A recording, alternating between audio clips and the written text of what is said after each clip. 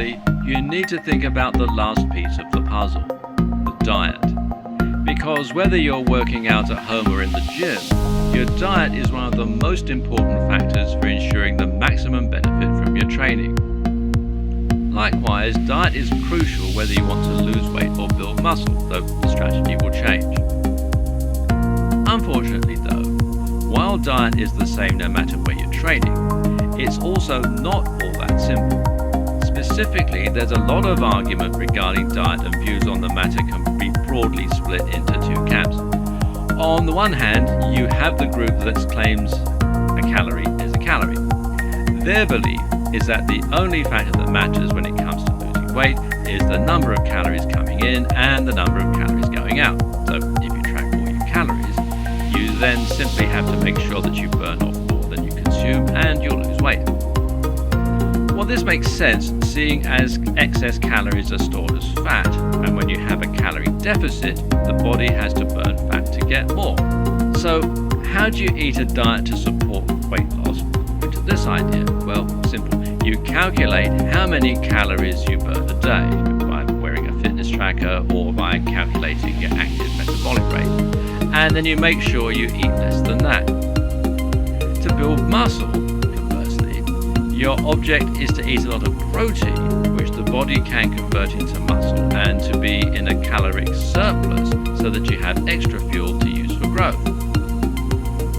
But then there's the other school of thought, and this looks more at the way calories are used at different times. After training, for instance, calories are more likely to be used to refuel glycogen. Likewise, some people will have different hormone balances than others, which will impact the way they burn fat, and that's why some people never seem to lose weight and others never seem to gain it. These people recommend avoiding carbs and eating a diet rich in fats and proteins.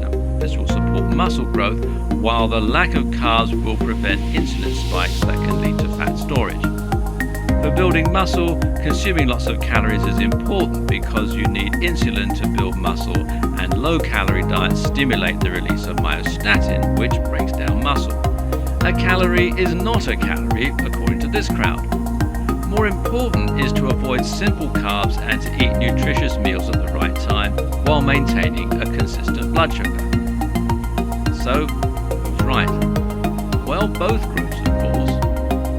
Maintaining a lower caloric intake than your daily burn will always lead to weight loss. The caveat is that you can never calculate how much you're burning accurately. Why? Because the amount of calories you burn is dependent on your metabolism, which has to do with a range of factors, including things like blood sugar and testosterone. You can't deny the role of hormones, otherwise steroids wouldn't make people become ripped machines, and hypothyroidism wouldn't cause people to lose weight. The trick is to eat below your estimated AMR, while at the same time doing everything you can to encourage your body's metabolism. Actually, the best way to do that is to make sure you're eating nutritious, natural and healthy foods, while at the same time working out and lifting muscle. Remember, building muscle makes you burn more fat, even when you're resting. That's why running and using resistance training is so good for creating lean and toned physiques, and when you combine this with the right diet, you're attacking your fitness and your health on all fronts. The hard part is just putting this into practice. Monitoring all the calories coming in and out of your body takes a long time and is rather joyless. So for most people, it will be sufficient to make a strong estimate instead. Likewise, you can make life easier for yourself if you eat a relatively consistent breakfast and lunch.